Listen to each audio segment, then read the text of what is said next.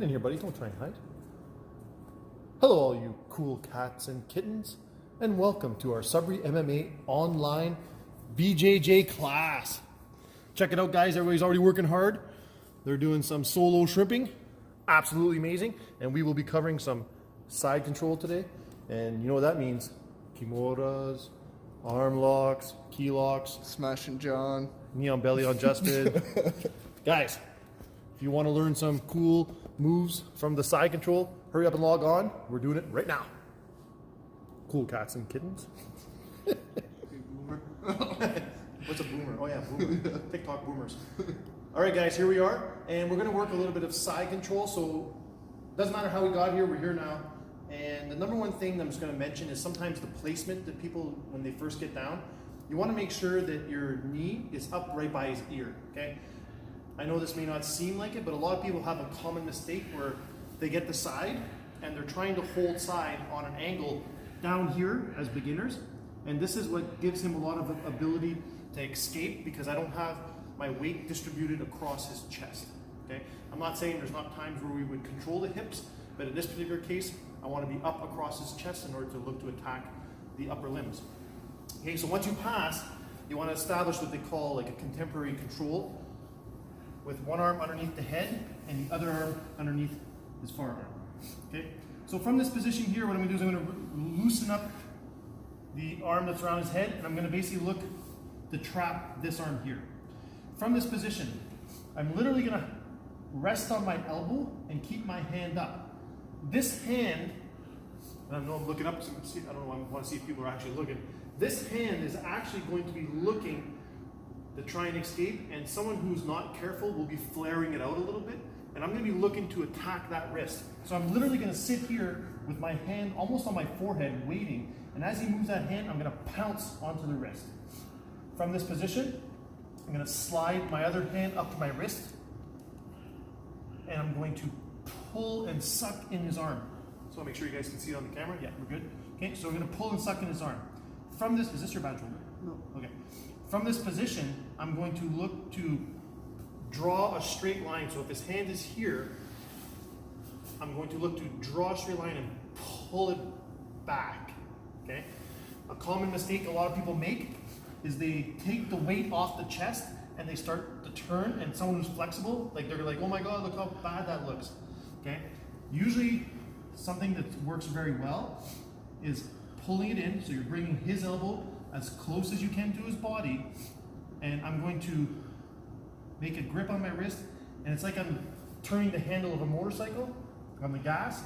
I'm going to turn forward and squeeze forward here. It's actually, there's not a lot of like big body motions, okay? You're just going to be here. I'm literally turning my wrist down, and the hand that's made the grip on his hand, my pinky is turning into my elbow. Okay, so once I'm in this position, I do it all together, and it becomes a very easy tap. All right, want to see one more time? One more time. I have my arm underneath his head. I start off by pinning him, hopefully making him lose his will to live. Okay, I can feel Justin giving up as we talk. So from this position, I bring my arm around his head. I'm kind of exaggerating the motion so you guys get to see. I bring my arm around his head, and I'm going to pull him into my body and hold him tight so that, again, you know, it's making it difficult for him to escape. When I'm ready, especially if I notice his arm is coming up around my face and whatnot, you know, I'm going to lift my hand up and look to hopefully trap his wrist, and then I'm going to drop everything to the mat, bring my hand to my wrist, and from that position, once I make my grip, I'm going to pull his elbow as tight as I can to his body. I'm going to squeeze everything in tight to keep the pressure down. From here, I'm going to turn my right hand like I'm turning the gas pedal, or sorry, the gas grip on a motorcycle. And from this position, I'm going to take my baby knuckle on his wrist and bring it into my body in tight. Okay? Do not take your weight off of his body to try and finish the Kimura. That's a rookie move, and everybody will know. All right, guys, give it a shot on 3. 1, 2, 3. Let's go. So for number 2, here's what we're going to do. We talked about when the arm is upward. Now we're going to talk about when the arm is down. Okay, so from this position here, we're starting off in the exact same way underneath the head.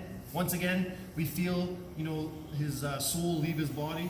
We decide to, you know, mutilate it even further. We take our arm around his head, and again, we pull in order to make it that much more uncomfortable for him.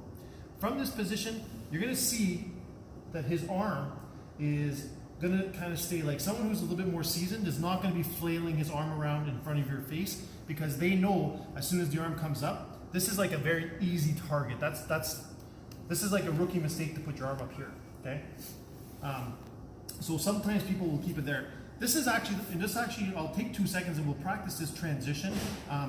Sometimes when people want to come after the Kimura versus the key lock, you have to drive you're gonna basically bring your hand through and hug the other side so that this hand can come out.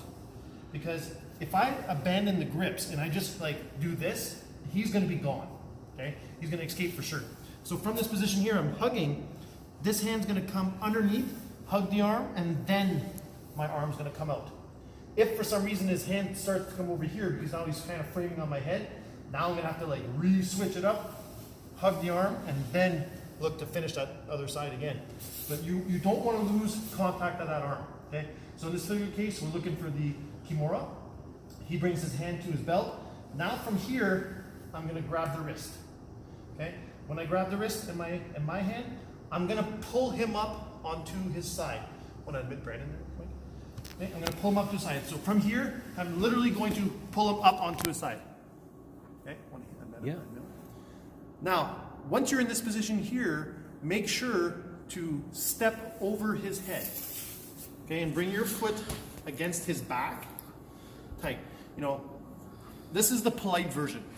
Obviously in tournaments, you're gonna drop your knees and like literally sit on the back of his head. I don't really wanna do that right now because I'm just working with my partner. No point in squishing his head for nothing, because at some point in time, I will get it back probably, okay? So for now, when you're practicing with your partner, foot on the mat, just so there's no pressure on the head. I cannot emphasize enough though, in competition or any other time, drop your knee down, crush his face, okay? Hopefully you get a neck crank somewhere in there too. From this position, once he's holding on to his gi, which is a very common reaction, I'm going to do two things. I'm gonna pull away from his body to break the grip, and then behind to finish the Kimura. Okay, so one more time, we're gonna go a little bit quicker this time. I'm holding him in this position. I notice his hand's down. I'm going to take my hand that was closer to his head. I'm gonna hug his arm the opposite way. I'm gonna shift my hips and grab his wrist. Once I grab mine, I'm literally going to come up and pull him onto his side, step over his head, crush his skull. From here, pull away from his body, behind the back. Sometimes what will happen is, in order to stop the pressure, they will move their, like shrimp this way, move your body this way. They'll move away so that they can't, you know, makes it more difficult. That's why it's so important to control the upper body. I'm telling you right now, this will not be enough, just a foot. You need to have like pinched knees on his back, holding everything tight on the upper body to minimize him wanting to move his hips away. Okay, so like I said, for training this is okay. For transitioning, if we're gonna transition into an arm lock, this is okay as well. But for practicing, it's fine. For competition, you need to drop down and squish. From here, another important thing, he's grabbing his belt, he's grabbing his gi, break the grip, path, pull it away from him, come forward, and on the arm. Another important thing is you want to have this on a 90-degree motion, okay? If it's down like this, there's not a lot of give. You want it on a 90-degree motion and like a lever, okay? All right, guys, let's give it a shot. That is the Kimura from side, all in 3, 1, 2, 3. Control here, and we've looked at the key lock, we've looked at the Kimura. We're just gonna look at one more. So once again, we always start off in contemporary side position. You know, at one point when I feel like I'm able to, I bring my arm around, and I'm gonna look to attack this arm, okay? There's a lot of other attacks, obviously. We can work with lapels and whatnot, but we're just looking to attack the arm for now. So from here, let's say, you know, I'm not quick enough to get my hands in place and he starts to push on my body, push on my shoulder, push on my face, do whatever. This is where I want you to do the same thing. What you're gonna do is you're gonna try and pull up onto the body, and we're gonna look to attack this arm. See, so I'm straightening out this arm here, okay? So from here, what I want to do is I want to get it to a point where in a perfect world, his wrist is leaning on my shoulder, and then I'm gonna change the angle of his body. And actually, if he shrimps out because he wants to maintain guard, he's actually gonna help me in this particular case because he's just elongated his arm as long as I'm able to hold on to it, okay? From this motion here, here's a trick. I don't wanna be loosey-goosey with this arm because he will pull it back, okay? And yes, I said loosey-goosey, all right? So from here, I wanna make sure I have a tight grip on this arm. A lot of times, I will hug it hard and so that he can't get away because he's gonna be looking to pull his elbow back, pull his arm back, and especially if he's gonna be bringing in this leg to sort of maintain the guard or not, so I need to attack this arm, okay? Once I feel where the elbow is, I'm going to ice cream scoop towards my body. So I'm kind of exaggerating the motion so you guys can see it, but I have it a nice angle here, and I'm gonna look to ice cream scoop towards me so that I can get the tap on a straight arm lock, okay?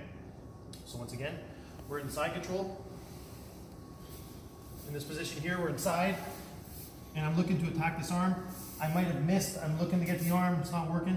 So what I'm gonna do, especially once I feel it come across my face, and it's here, I may not want, let's say I don't have the flexibility to get his wrist, and he's pushing on my body here, to try and get me away. I can't get the key lock because I can't get my hand in front of his wrist, and I don't want to lift my body up to try and get it because now I'm giving him more room to escape.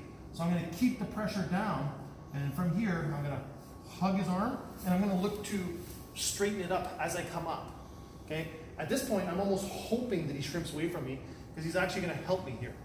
I'm gonna, if I have to, I'm gonna angle my body just a touch to get that arm lock, and I'm gonna look to get the tap by ice cream scooping upward on the elbow. Okay, guys? It's actually a pretty simple move to catch people with, and especially, I hate to say it, but especially newer people who tend to extend the arms a lot. Usually what will happen is someone with a little bit more experience will not extend their arms that much. There's a saying that an extended arm is a broken arm, and that's pretty much in anywhere in jiu-jitsu. This is one of those common examples. If you're working with someone and they're extending that arm, make them pay for it, man. Attack the arm, okay? With that arm lock. On 3, 1, 2, 3.